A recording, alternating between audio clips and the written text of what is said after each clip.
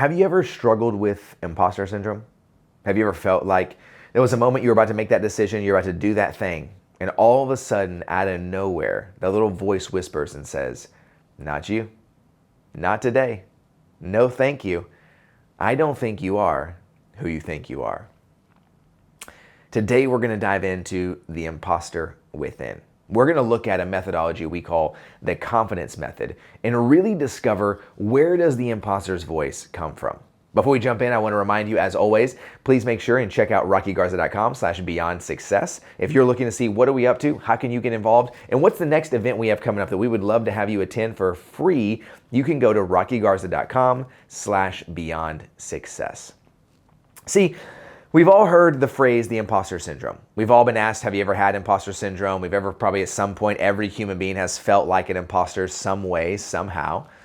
But today I want to really dive into part one of the confidence method. This idea of, can we discover where the imposter came from?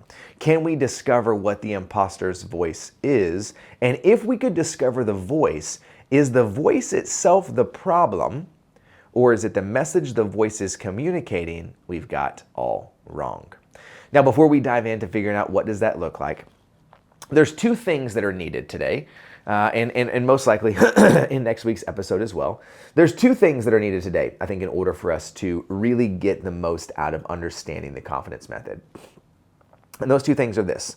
The first thing that we're going to need is space, S-P-A-C-E. The word space. Now, let me give you a working definition for this, because you're maybe thinking, why do I need to go to space in order to find the imposter's voice? But what I mean is, I need us to find some space, to create some space. And this is what I mean. Space is defined as a momentary pause to assess what is. Not good, not bad, not positive, not negative, not right, not wrong. A momentary pause to assess what is. What is at least true, lowercase t, not absolute, but for now, what is true? The reason I find space to be so valuable when it comes to doing self-exploration, when we're doing introspection, when we're really looking inside to get a new language for who we are and what do we think and what do we believe, space is valuable because so often our brain immediately goes to what's good, what's bad, what's right, what's wrong. And in turn, I want us to give ourselves some space. I want you to begin to think about, what would it be like if from now for the next 10 to 12 minutes or so, when you began to think about yourself, you didn't default to immediately going, that's the problem, that's the thing, that's what's wrong. I got to work on this. I know this is probably what the issue is. I want you to begin to think about it in a way that doesn't require for you to immediately go to a space to give it a value, but rather hold it in space so that we can determine what's actually true before we determine an actual value.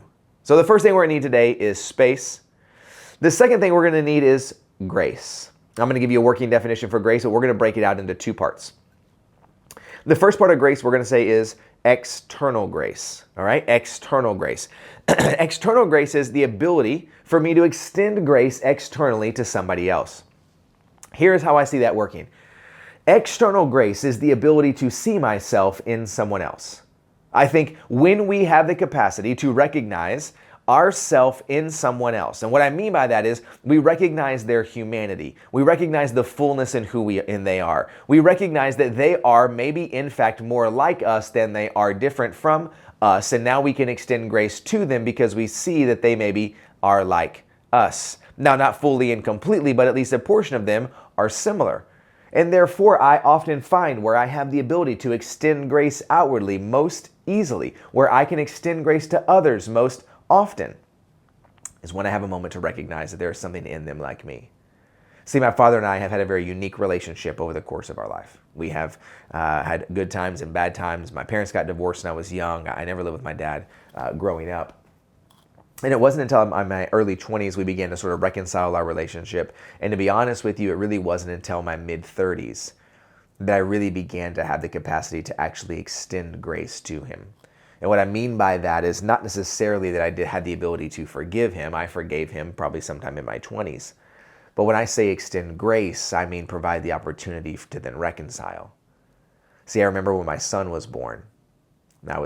Father came in to see his grandchild. I remember seeing my dad, and super fun. We're in there together. It's a boy. I see my dad holding my son, and I sort of had this out-of-body experience where for the first time I saw myself in my father. See, up until that point, I had really never taken the time to recognize he and I weren't the same. We weren't the same at all. We were two totally different people. Maybe even, if I'm willing to admit, there was a long portion of my life that I was attempting to be not like my father. Maybe even some of my motivation for who I was becoming wasn't even motivated by who I wanted to be, but rather it was motivated by who I was attempting to avoid to become. Maybe that's you as well. But the moment I saw my father hold my son, sort of life flashed before me, if you will, proverbially, and I began to see that we weren't so different after all. My father was an immensely hard worker. Really, work is what he's known his whole life. That's how he communicates his love for you. Is that always the most effective way to communicate love? Not always. Is it an effective way to communicate love? Usually. He's known nothing but responsibility. Is that exhausting? Yes. Can it be fulfilling? Yes. And I could run on down the list again and again and again and again. And all of a sudden, there were all of these ways in which I began to see myself in my father. And as this occurred, I realized there was a way for me to extend grace to him externally because I could see myself in him. That's external grace. Some of us could use some practice and some work there. The second element of grace I want us to think about is I want us to think about internal grace. See, internal grace is the ability to see ourselves in ourselves. Now, I know we just got a little woo-woo, but it's okay. Stay with me. Internal grace is the ability to see ourselves in ourselves. It's the ability to recognize that we are too, in fact, human. That there's a way for us to look in the mirror and realize that I am allowed to make a mistake, that failure, although it's cheesy, is the first attempt in learning, that failure is the capacity for me to see a new way. I was literally yesterday, I was coaching second and third grade baseball, and there was a boy who didn't realize what was going on, and he made a mistake because he was just learning the rules and he was unsure about it. A runner came around third. He touched the base, but it wasn't a force out, and so the player was safe.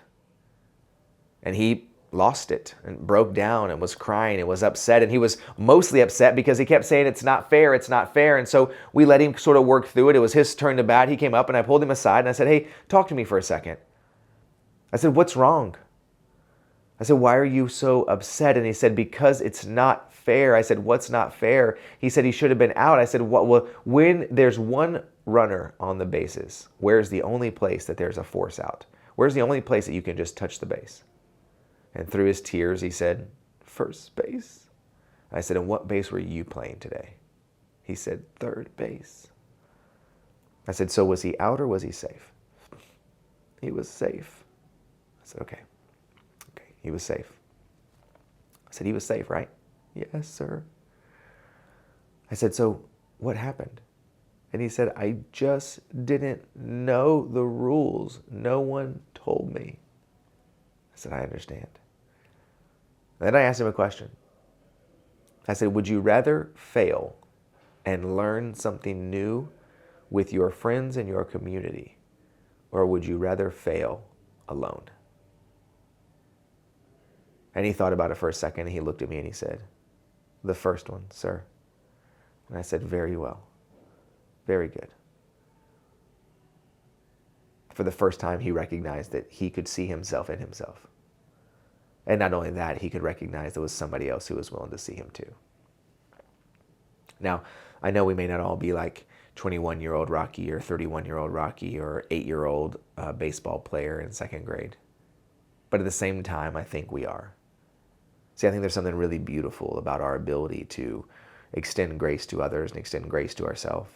Grace is not necessarily full forgiveness. Grace is not necessarily full reconciliation. Grace is not, we now have the best relationship. Grace is the capacity to see the humanity in someone. For some of us here, you need to have the capacity to see the humanity in yourself. Space, a momentary pause to assess what is, and grace, the ability to see ourselves in someone else, or the ability to see ourselves in ourselves. The reason we need these two things as we begin to walk through the confidence method and discover the imposter within is because we're going to be looking at stories told to us about us.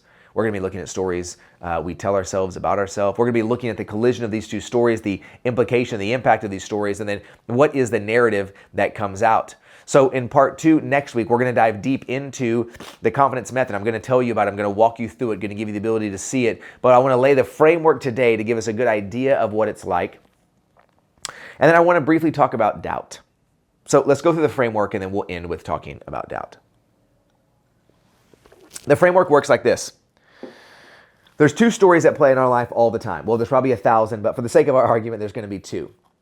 There's two narratives that play all the time in our life. The first narrative is the stories told to us about us. These are the things over the course of our life through words and actions that have been told to us about us. These are the things that says, Rocky, you're too intense. Rocky, you're too emotional. Rocky, why are you always yelling? Rocky, it's not that big of a deal. Rocky, it's just a game. Rocky, calm down.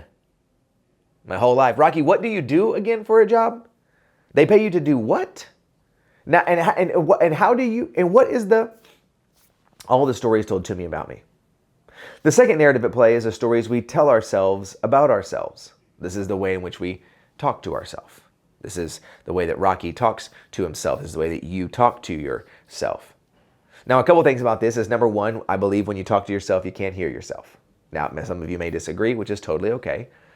But when you talk to yourself, I don't think you can hear yourself. You sort of talk into this abyss about over and over and over and over and over and over. And so what I want you to do today is I want you to think about, just begin to understand that where the story is told to us about us and the stories we tell ourselves about ourselves, where these two stories collide, the intersection, the collision of these two stories tends to always be an impact. Now, I say impact on purpose because remember, we have space. I'm not telling you good or bad or right or wrong. I will let you make that determination. But the reality is that in that intersection, there is an impact, right? In that collision, there is an impact. Now, see, I used to think that these were like two pencil lines on a piece of paper. They crossed one time. If we could discover it, we could uncross them. Bam, here you go. Thank you, I'm free. Yet I've begun to discover that really more like what it is it's not necessarily two pencil lines on a piece of paper, but rather it is more like DNA. Two narratives interwoven together and crisscrossing multiple hundreds, if not thousands of times over the course of our life. And now we are going to discover this intersection, and we are over then the course of the rest of our life going to break these things apart to begin to have a clear understanding of who we are. And so ultimately, I want you to think about it like this. Stories told to you about you collides with the story you tell yourself about yourself. Upon that collision, there is an impact. Most often, the impact of that collision is a fear, doubt, obstacle, insecurity, some kind of lie, some sort of voice of an imposter that whispers to us to tell us we are not who we think we are. The hope is as we walk ourselves through the confidence method, and we'll do this again next episode, is that we have the ability to recognize that is the voice the problem, or is the message the voice communicating the problem? So you're always going to talk to yourself. See, oftentimes I find that the imposter's voice is our voice. The imposter in your head is you, because you've been feeding it the wrong message. How do we discover the truth and the real message? Well, we're going to cover that next time. As we wrap up today, I just want to leave you with this. I want you to think about doubt. I want you to think about how doubt has sort of gotten a bad rap. We always say it's wrong, it's bad. You got to remove your doubt. You got to have confidence, not doubt. Confidence, not doubt. And to some degree, I understand what it is we're trying to communicate. I don't altogether disagree. However, the only thing in my life I've ever found to really eliminate doubt, to altogether eliminate doubt, is certainty.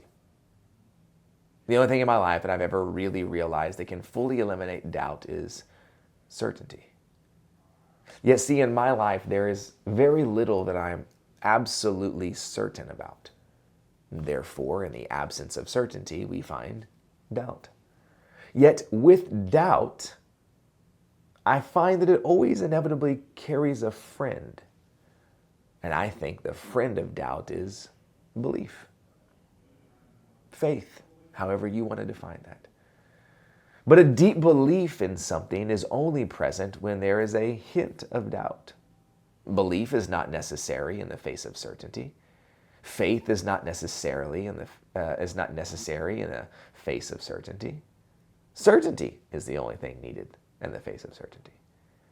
And so I want to encourage you this week, where you find yourself with doubt, where you find yourself with the unknown, remind yourself, is doubt the problem? Or with doubt, can there also be deep belief? And if we could find the voice inside, we could change the narrative and create a real truth that is not just confirming who we are, but affirming what is good, well then, we may just have the ability to change our life. As always, check out rockygarza.com/beyondsuccess to discover what we're up to, how you can be involved, and how you too can join our next free event. I appreciate you being here, and as always, let's keep going.